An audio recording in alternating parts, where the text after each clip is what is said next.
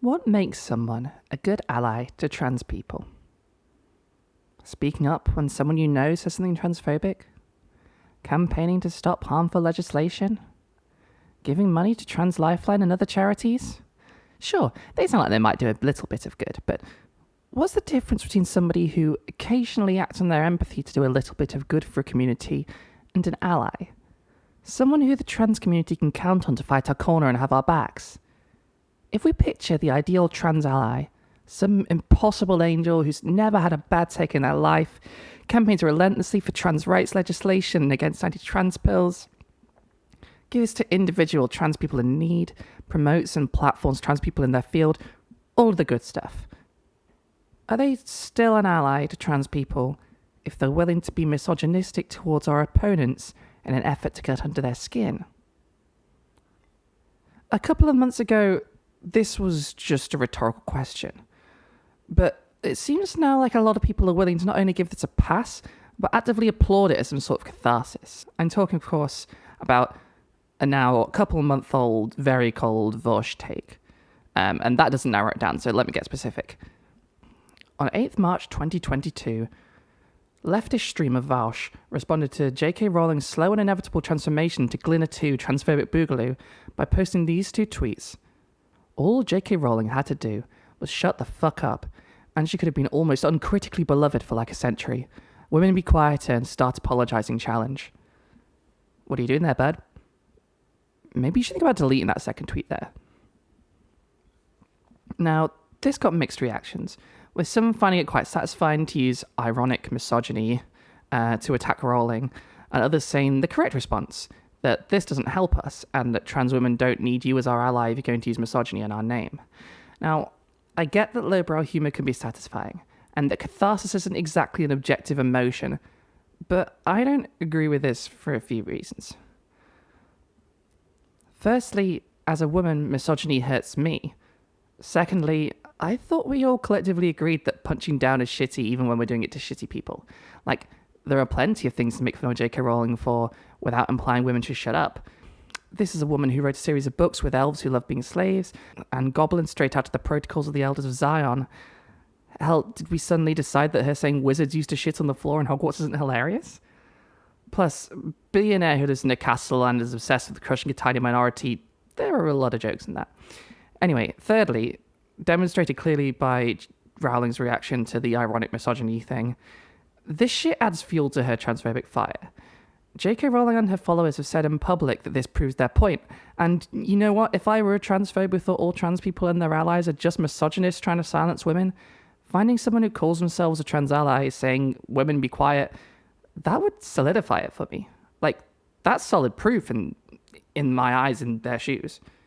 It's a tweet. Yes, it's stupid, but the whole gender critical movement is obsessed with little interactions on Twitter.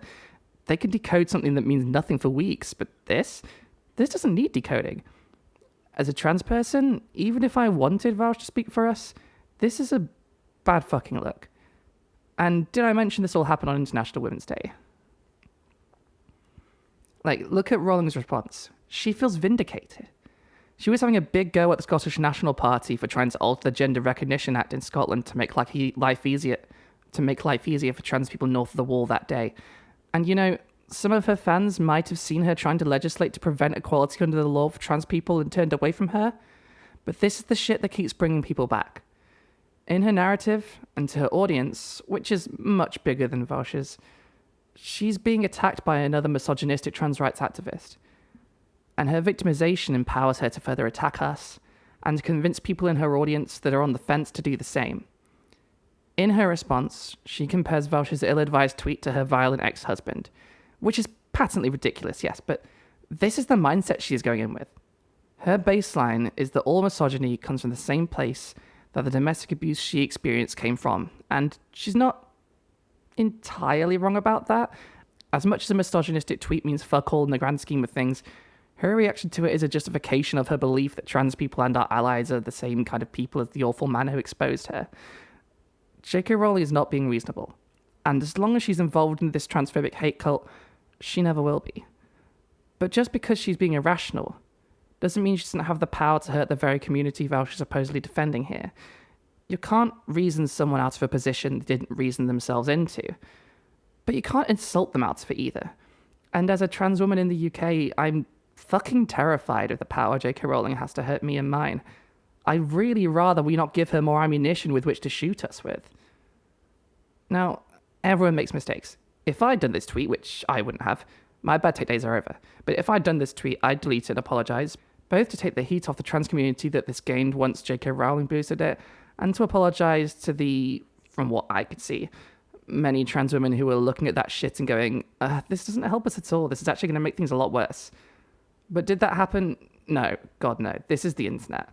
This is the debate bro rulebook we're playing, and when your whole image is built on you spending hours being more correct than others on the internet, if you apologise, it means you lose, and fair play, that's the game, but what do you do when you can't come back down? You have to double down. And apparently in this case, that meant publicly burning bridges with two of the most prominent trans women on your platform for daring to criticise you. Now that doesn't smack of being a true trans ally. Prominent trans woman, YouTuber, and the internet's favourite wine mum was one of the bigger voices to take issue with this whole thing, asking if Vaush was done being mad that some trans women disagree that being misogynistic is actually an intricate strategy for being our saviour, which, I agree. Whereas Vaush argued back, accusing her of dragging him and having no fucking idea what his arguments are, and claimed that ContraPoints' previous work supported his argument, which is, I think, a reach. And compared the backlash he was getting he compared the backlash he was getting to the public harassment she and fellow YouTube aficionado Lindsay Ellis received a few years back. If you take away all the context, I suppose they're both being shouted at on the internet, except Vaush doesn't really have any good excuse here and is doubling down instead of apologising, so it doesn't quite work the same way. This culminated in Vaush audibly considering bringing up ContraPoints' history with substance abuse to make a point, and Natalie rightly blocking him. Listen, even if you're a streamer, you have to have a filter, right? That's over the line. And I say this not just because I find it kind of disgusting, but because he later took up the issue with the legendary YouTuber Cat Black for bringing up personal details about him. In fact, why don't we look at how he handled that discussion as well? Following the original comments, Cat Black asked her fellow trans women and Twitter followers to reply with whether they thought Vaush's statement helped at all, since she didn't think so, and didn't really have an opinion on the guy going in, which, same.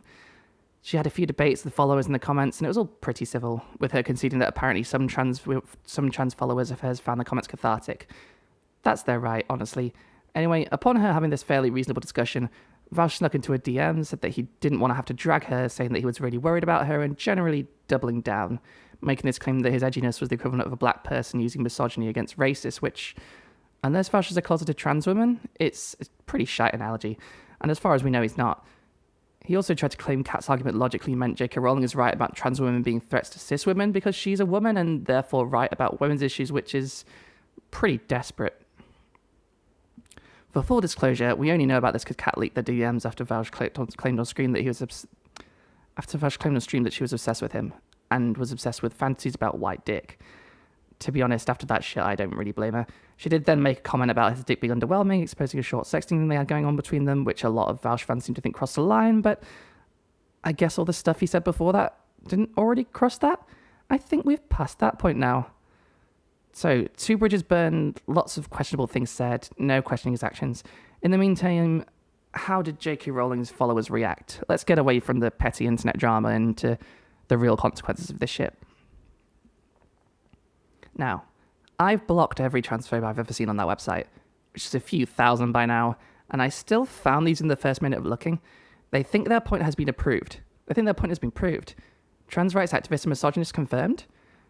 And what does Vaush think about this? He thinks it's cool because it'd be fine for him to do it if he was a black person talking to a racist. I don't think it'd be cool then either, but at least then you'd have a valid argument to make. Now, if you want a counter-argument to all this, my friend Lux made a video over on their channel where they talked about how they thought it was cathartic. I respect that. You can't control people's reactions, but I'm deeply fucking worried about where this leads. I'm now not the only extremely online trans woman who is. As much as I don't find the fact that there are some people finding catharsis in this odd at all, I do think we should be erring on the side of caution when potentially providing fuel to a hate group. And as someone who is at the receiving end of both transphobia and misogyny, I personally fucking hate it when people make excuses for being misogynistic. It's fucking lazy, it doesn't really hold up, and to be honest, it kind of says to me that you've wanted to say that shit all along, and now you can say it and try and claim some sort of moral high ground at the same time, and I'm sorry, it's still misogyny. And it did the opposite of what you wanted. The transphobes feel vindicated. A lot of trans women feel pretty aggrieved, and you've made yourself look like a bit of a twat. So, if we're getting into my feelings on this whole thing, let's just dive into my take head first. One of the main things that irks me about this, especially when it's coming from people who explicitly don't identify as women, is that Women Shut Up includes trans women. It's not some bit gotcha owning transphobes. Lots of trans women are very familiar with the type of man who wants women to shut the fuck up, because a lot of the time they're talking about us. I had the enlightening experience of transitioning during my PhD, a position I applied for and got under my dead name and as a man, scare quotes if you can't see that. I knew going in that I was going to have to socially transition in the role, since I've had to socially transition at home during that year after being kicked out of the men's toilets a number of times because, I'm not a man. I heard stories of how I was talked up before arriving, how my achievements were inflated to give them more import, how my experience was used to downplay the skills and achievements of my female colleagues, and upon transitioning in the workplace, and especially after having bottom surgery, it was increasingly difficult not to notice changes in the way I was treated. My achievements were belittled. I was insulted before conference talks on stage. I was told that I wasn't fit for the position and would never be able to finish, this being the position I'd earned on my own merit.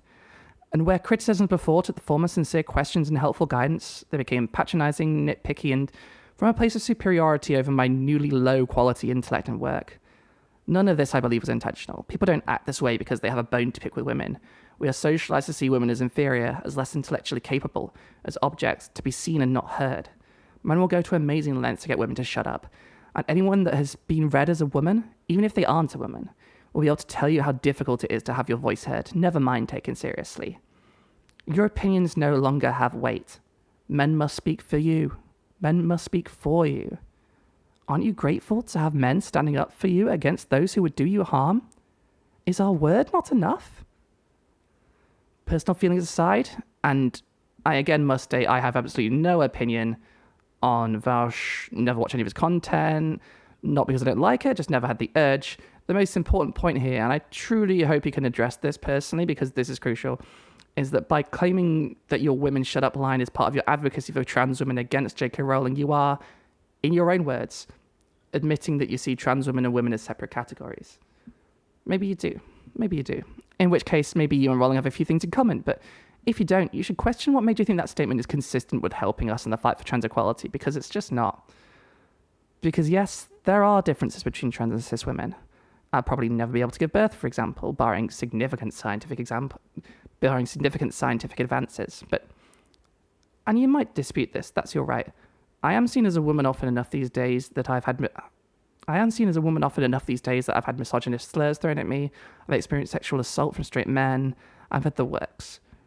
Regardless, you cannot consistently advocate for trans women while spreading misogyny. You just can't. Yes, we've all said things that aren't well thought out. We've all made mistakes. Sometimes it feels good to vent, and sometimes the social norms we hold ourselves to get in the way of expressing just the pure rage we feel, and it can be tempting to issue them all together just for a moment. If you were just talking to your friends and venting, this would be one thing. If you didn't have a big platform, it might fly under the radar, but this language is picked up by a very powerful person with a trans woman-shaped axe to grind. And I really don't think that, as an American cis man, as far as I know, Vaush knows how far the ramifications of what should, in a sane world, be a forgettable, stupid tweet could be. As a trans woman in the UK, take it from me. J.K. Rowling's word carries a lot of weight over here, and you gave her ammunition to prove her point. Out of context, hell, even in context, this looks to her, and to those she's trying to convince, like justification for their hate towards trans women.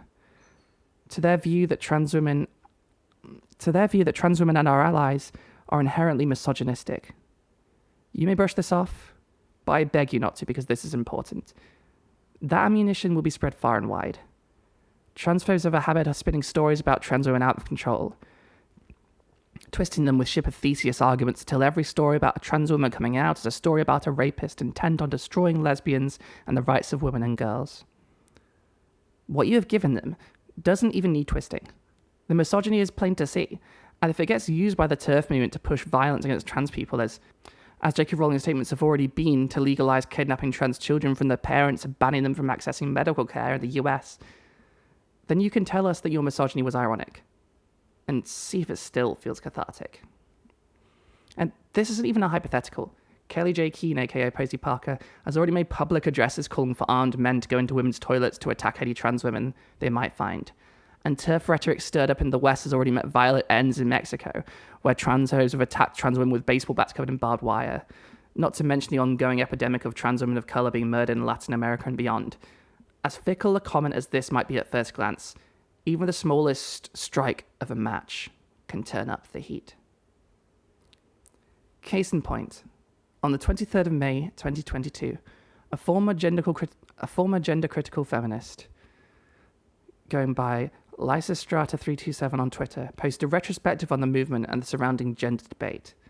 As I read it, I was struck by how much my worries about the discourse around ironic misogyny being used in the service of trans allyship came to life. Quoting from the article, I began to follow the gender debate in the wake of the J.K. Rowling incident in 2020. I was already in the middle of a larger political realignment towards radical feminism, so the misogynistic subtext in the reaction to Rowling's essay immediately caught my attention, as did the term TERF. I'd never come across it before, but when I discovered high levels of social reprobation being directed again at something associated with radical feminism, decided to dig deeper. Unsurprisingly, a lot of what I found played right into ideas I had already been toying with in other contexts, and the more I read, the more my past grievances with the left in regard to women's rights were revived. So, a person on the fence about the gender debate gets pulled into the conversation through J.K. Rowling, and, upon seeing misogyny from the left in response to J.K. Rowling's transphobia, sympathizes with the transphobes for legitimate reasons. I suspect this narrative is a lot more common than we might like to think. People who've never met a trans person are unlikely to have an opinion about us going into a conversation like this, and when transphobes play with dog whistles and concern trolling about women's rights and protecting children, someone using plain old misogyny is pretty clearly going to look like the aggressor. This is how they win. Now, it's not inevitable, and people can be pulled back. At every point of further radicalization, the subject has to ask themselves, is this too far? Do I still believe in this? And lucky for us, Lysistrata327 didn't, but how unlikely is it that some hypothetical Lysistrata328 didn't? That they doubled down, thinking again about the misogynistic language that confirmed the GC narrative, fed by experiences of sexism from supposed left-wingers. Perhaps, instead, she went all in. Perhaps they told their friend Lysistrata329 about the movement, and she had a trans kid. What happens then? And again, remember, it was J.K. Rowling who found and boosted this post and her millions of followers, many of whom are influential media personalities themselves, who saw it and had a moment, just a fleeting moment, where they had to ask themselves, who seems to be the aggressor in this scenario? Twitter is a machine that kills context. So, yeah, with no further information and no desire to seek further information, they're going to say Vosh. They know J.K. Rowling. They love her books. They trust her. And clearly, misogyny, it's fucking bad. I can't believe so much discourse has come out of this. We don't need this. Trans women don't want this. I mean, at least the majority of the ones I've seen don't. I'm sorry, sexism, it's bad. Don't do it. It's bad. It's not hard to not do it. And just to put the cherry on top of this argument, and this will date when I was writing this, as I was writing this, Vladimir Putin, president of Russia and fourth horseman of the apocalypse, used the cancellation of J.K. Rowling as part of another anti-Western rant to justify his invasion of Ukraine. I don't know how much more I can say about that. It's horrific. Obviously, this isn't cause and effect, but I think it really goes to show how far even the most empathetic sentiments can be twisted and used for horrific ends. Nakedly misogynistic sentiments? They're much easier to twist by anyone who wants to tie the truth in knots, and the crowd Rowling has surrounded herself with, they're making fucking slip knots over there. You make a misogynistic quip? Now they have evidence that trans allies are misogynistic men. That is how they convert another confused boomer to their cause. That is how they win. Unless we cease giving them ammo and fight them in ways they cannot turn against us. Thanks for watching.